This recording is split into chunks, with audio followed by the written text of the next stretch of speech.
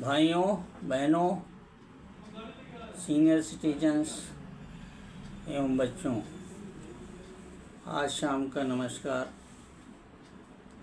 वालेकुम सलाम, सत श्री अकाल and good evening to all of you. मैं doctor CB Chaurasia, MBBS, MD medicine, DCH, physician, cardiologist और बाल रोग विशेषज्ञ, Janmangal hospital Indira Nagar A block Lucknow में प्रमुख परामर्शदाता के रूप में अपनी मेडिकल की सेवाएं क्षेत्र के लोगों को विगत 32 वर्षों से दे रहा हूं। इस वीडियो की श्रृंखला में आज हम आपसे मुखातिब होंगे गैस्ट्रोइंटेस्टाइनल ट्रैक्ट में रक्तस्राव के संबंध में। रक्तस्राव का नाम सुनते ही लोगों के मन में बहुत ही परेशानी होने लगती है और यह एक कंडीशन, इमरजेंसी की कंडीशन होती है। इसके बारे में हम लोगों को कुछ चीज़ें जान लेना आवश्यक है ताकि डॉक्टर के पास पहुंचने से पहले हम जल्दी से कुछ कर सकें और चिकित्सक तक उसको पहुंचा सकें। जहाँ तक सवाल है गैस्ट्रोइंटेस्टाइनल ट्रैक्ट क्या होता है, ये मुंह से शुरू होकर के ओरल कैविटी के बाद में इसोफेगस, फिर स्टमक, फिर उसके बाद ड्यूडेनम, फिर छोटी आंत, फिर बड़ी आंत, उसके बाद में रेक्टम, फिर एनस। इस तरीके से मुंह से एनस तक के पार्ट्स को गैस्ट्रोइंटेस्टाइनल ट्रैक्ट कहते हैं। इसमें रक्तस्राव दो तरीके से हो सकता है। एक तो अपर GI ब्लीड, जिसको कि GIT के अपर भाग में रक्तस्राव का होना कहा जाता है। दूसरा लोअर GI ब्लीड, जिसमें कोलन से लेकर के रेक्टम, कोलन और एनस ये सब आ जाता है। जहाँ तक अपर GI ब्लीड के बारे में बात है, इसके कारणों में सबसे ज़्यादा कारण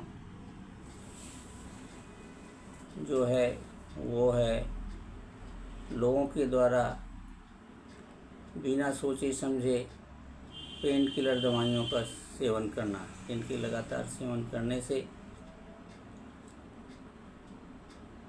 स्टमक, ड्यूडेनम और इसोफेगस की म्यूकस मेम्ब्रेन इरोज हो जाती है या ख़राब हो जाती है, जिसकी वजह से वहाँ से ब्लड निकलने लगता है। इसके अलावा ड्यूरनल अल्सर और पेप्टिक अल्सर भी बहुत कॉमन है, जिसके कारण से कि अपर GI ब्लीड हो सकता है। इसके अलावा पॉलिप का होना, कोई वहाँ पर पॉलिप के साथ में कोई ग्रोथ होना, इन्फेक्शन होना, इन्फ्लेमेशन होना, इन चीज़ों के कारण भी अपर GI ब्लीड हो सकती है। अपर GI ब्लीड में पेशेंट को नौशिया या उल्टी की फीलिंग होती है, उल्टी होती है, उल्टी में रक्त आ सकता है। उल्टी में रक्त जो है वो कॉफ़ी कलर का होता है, फ्रेश रेड या सुर्ख लाल नहीं होता है, क्योंकि हाइड्रोक्लोरिक एसिड जो कि वहाँ पे प्रेजेंट होता है वो उसको कॉफ़ी कलर का बना देता है।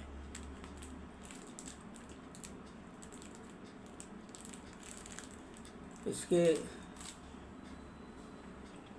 सिम्टम्स में मरीज़ को घबराहट होना, टेंशन होना, ब्लड प्रेशर कम हो जाना, डिहाइड्रेट हो जाना, बहुत ज़्यादा कमजोरी आ जाना, ये चीज़ें होती हैं। अगर 2-3 बार उल्टियों में खून आ जाए तो तुरंत ही कुशल चिकित्सक या कुशल अस्पताल में जा कर के कंसल्ट करना चाहिए और चिकित्सक द्वारा बताई गई चीज़ों को करते हुए हॉस्पिटलाइज कराना चाहिए और ट्रीटमेंट तथा जांचें करानी चाहिए। जहाँ तक लोअर जीआई का संबंध है, ये कोलन, रेक्टम और सीकम तथा एनस के पोर्शन को कहते हैं। इसमें जो ब्लड लॉस होता है उसको लोअर जीआई ब्लीड कहते हैं। लोअर जीआई ब्लीड में मोस्ट कॉमन जो रक्तस्राव का कारण है वो पाइल्स या हेमरॉयड्स या जिसको बवासीर भी कहते हैं, ये होता है। बवासीर में मरीज़ को कॉन्स्टिपेशन लगातार रहता है। आजकल की जो आधुनिक रहन सहन की शैली है, फिज़िकल वर्क का ना करना है और बाज़ार में बिकते हुए फास्ट फूड का सेवन इसका कारण है। लोग कम पानी पीने के कारण भी इससे ग्रसित हो सकते हैं।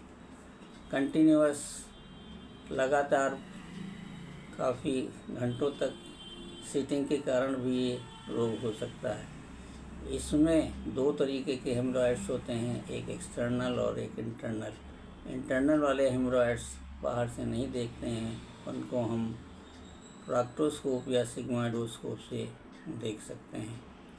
इसी तरह से एक्सटर्नल हेमरॉयड्स में बाहर की तरफ बवासीर के मस्से दिखते हैं या वहाँ पे कोई गांठ जैसी बन जाती है या ग्रोथ जैसी बन जाती है। और बीच बीच में जब हेमरॉयड्स के जो वेन्स होती हैं, जो डायलेटेड टर्चुअस हो जाती हैं, वो जब फट जाती हैं तो खून आता रहता है। इसमें खून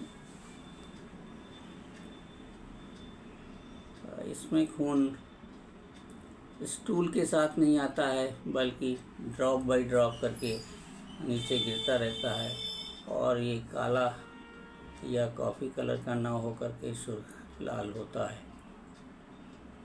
इसमें दर्द भी हो सकता है, एनस के अराउंड पेट में दर्द हो सकता है और कॉन्स्टिपेशन के कारण मोशन कई बार जाना पड़ सकता है और इसके बाद भी सेंस ऑफ इनकम्प्लीट इवैक्यूएशन बना रहता है। दूसरी चीज़ एक होती है फिशर इन एनो या म्यूकस मेम्ब्रेन में दरार का पड़ जाना या चिर जाना, उसमें भी ब्लड आ सकता है, पर ये कंडीशन काफ़ी पेनफुल होती है और ये कंडीशन पेनफुल होने के कारण तुरंत ही डॉक्टर को, चिकित्सक को दिखाना चाहिए और ट्रीटमेंट लेना चाहिए। इसके अलावा जो और कारण हो सकते हैं मल द्वार से ब्लड के आने के, उनमें अल्सरेटिव कोलाइटिस है, क्रोन्स डिजीज़ है, अमीबिक कोलाइटिस है या मिक्स्ड डिसेंट्री जिसको कहते हैं, उसमें भी ब्लड आ सकता है। कोलन का कैंसर हो या रेक्टम का कैंसर हो, ये भी कारण हो सकते हैं। कभी कभी हम लोग मलद्वार से निकले हुए खून को नज़रअंदाज करते हैं और इसकी अहमियत को नहीं जानते, जबकि ये एक बहुत बड़ी बीमारी कैंसर का कारण भी हो सकती है। इस वजह से उसको शर्म के कारण बर्दाश्त ना करके अपने चिकित्सक से सलाह ले करके उचित इलाज कराना चाहिए। कैंसर वगैरह में जब ब्लीडिंग होती है तो उसके साथ में पेट में दर्द हो सकता है, एनस के अराउंड दर्द हो सकता है, ब्लड आ सकता है वहाँ से, और भूख नहीं लगती है, बिना किसी कारण के शरीर का वज़न कम होता जाता है। और इन सब चीज़ों के इलाज के लिए जो है कुछ इन्वेस्टिगेशंस जो स्पेशलाइज्ड होते हैं वो बड़े हॉस्पिटल में ही हो सकते हैं, वहाँ जा कर के उनको कराना चाहिए और जैसा डॉक्टर सलाह दें वैसा फिर करना चाहिए। रक्तस्राव एक इमरजेंसी कंडीशन होती है, अगर सीरियस हो तो इसमें पेशेंट की जान भी जा सकती है। इस वजह से इसमें कोई भी ढिलाई नहीं करना चाहिए और सही जगह जा कर के अपना इलाज कराना चाहिए। आज बस रक्तस्राव के बारे में इतना ही, आगे फिर किसी दिन बात होगी। धन्यवाद। जय भारत, जय हिंद।